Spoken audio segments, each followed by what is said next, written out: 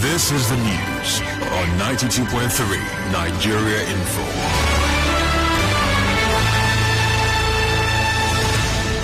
On the news this afternoon, trial of 4 dismissed Eagle Crack team linked to Chima Ikunado's death continues today. President Buhari approves Committee for Implementation of Petroleum Industry Act. Construction work begins at dilapidated Ifiemi school where children sit on floors to learn. On the foreign scene, Australia evacuates citizens in first military flight out of Afghanistan. I am Ifiemi Andrew. A high court in Port Harcourt is continuing the hearing of the trial of 4 dismissed Eagle Crack team members accused of torturing to death Ikoko auto mechanic Chima Ikunado. Justice Florence Fibresima adjourned the matter after one of the lawyers to the dismissed police officer did not show up in court yesterday.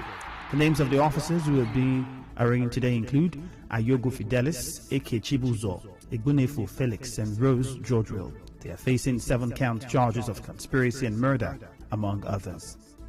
Meanwhile, the Nigerian Police Force says the probe into the alleged indictment of DCP Abba Kyari by the FBI being conducted by the NPF Special Investigation Panel SIP is still ongoing. In a statement, it asked the public to note that the panel has not submitted its report to the Inspector General of Police as being wrongly reported in some online platforms.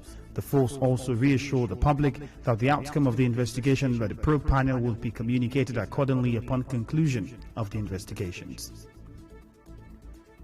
Rivers State House of Assembly has passed the Rivers State Prohibition of Open Rearing and Grazing Bill into law.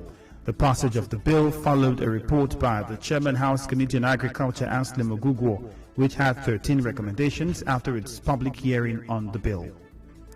Most important in the recommendation is the barring of herders from bearing firearms. Debating on the bill, the lawmaker representing Obiakwa Constituency 2, Michael Chinda, argued against the provision in the bill that allows a pathway for cattle in communities. Mr. Chinda said such provisions should be removed from the bill as it is capable of causing a breach of peace between herders and residents.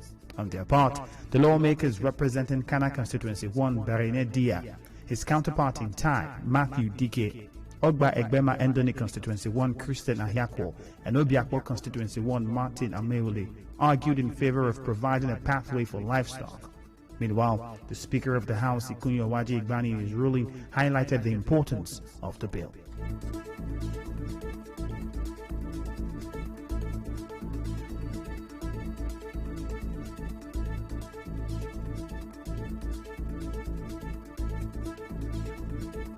We have to reduce the conflict between herders and farmers, and we have to ensure that our communities are safe for our people.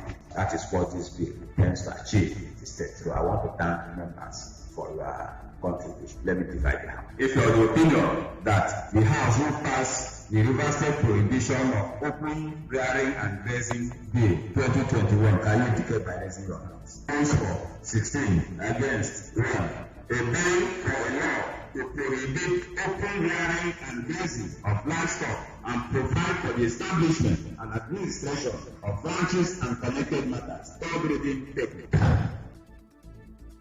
Correspondent Emeka Otuka reports that the House also during plenary passed the Rivers State Residence Registration Bill into law. The House adjourned to Wednesday, September 1, 2021.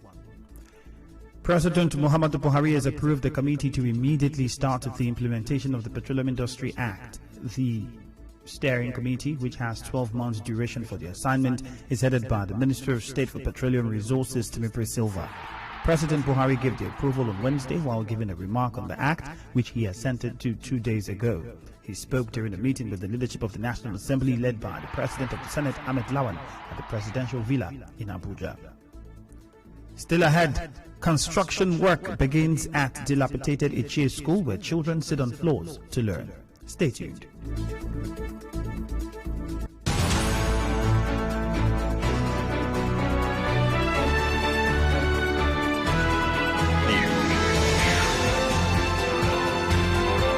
This is the news on 92.3 Nigeria Info.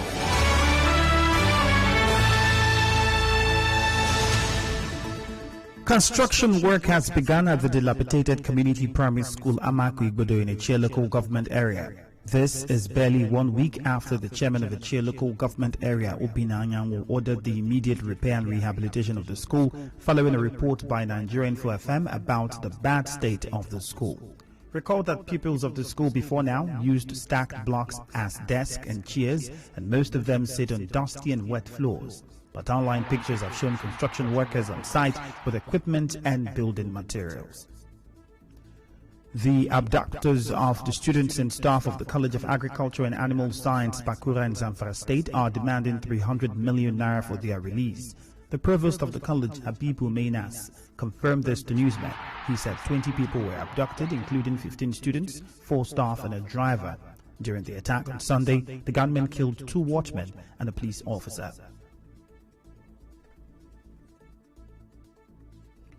President Muhammadu Buhari is to meet with security chiefs tomorrow at the presidential villa in Abuja.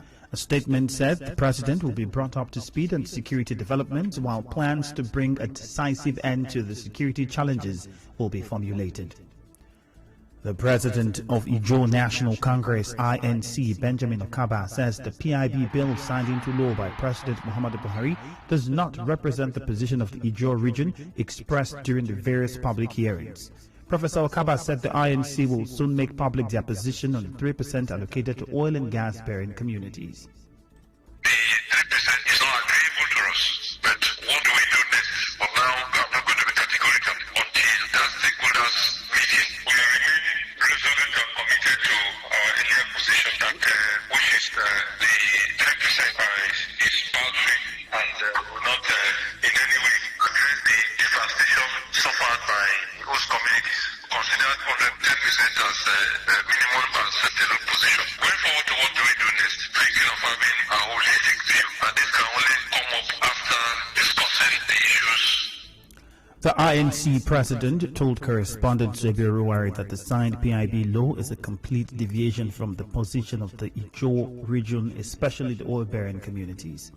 And positions were taken. What came as a draft and what came out after this public hearing is just almost the same thing. So whatever that was proposed at the end of the beginning is like they were not bothered about people's feelings or input from anywhere. It's like we take this position, public hearings and all that. Like the public hearings were more or less a waste of time, because the essence of public hearing is to get input from people. And the only way this input become meaningful is when they form part of the decisions that are taken. But all of that.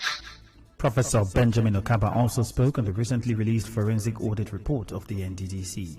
For us, you don't need an audit, but now that they said we're waiting for an audit, Nigerians are saying the audit is now out, and what next? So all of this will be taken care of, because we have spoken, we have made our own advocacy and all that. Then we should obsolete beyond that, and that is why I want to take our time to come up with another, not just a position, but I think something that is workable. In business, the CBN has warned that the abusers of the Naira at social events risk imprisonment or an imposition of a fine. The CBN in a statement noted that according to the bank's 2007 Amended Act, spraying off, dancing or matching on the Naira or any note issued by the bank during social occasions will constitute an abuse and defacing of the Naira and will be punishable under the law by fines or imprisonment or both. In entertainment, Fuke and Kindele Bello and JJC Skills 2020 hit comedy feature-length film Omogeto the Saga is finally set to thrill Netflix subscribers. The record-breaking 2020 comedy movie will premiere on the streaming platform in September. In sports, the Super Eagles of Nigeria have been drawn with Egypt, Sudan and Guinea-Bissau in Group D of the 2021 Africa Cup of Nations AFCON, which begins next year. And now, we bring you news from around the world. Australian Prime Minister Scott Morrison says the country has evacuated 26 people on its first military flight out of Afghanistan on a plane that can carry 128 people. Among them were Australian citizens, Afghans with approved visas, and one foreign official. Despite widespread concern among the Australian public for the Afghan people, Mr. Morrison told the nation on Wednesday that his government would not be taking in extra refugees.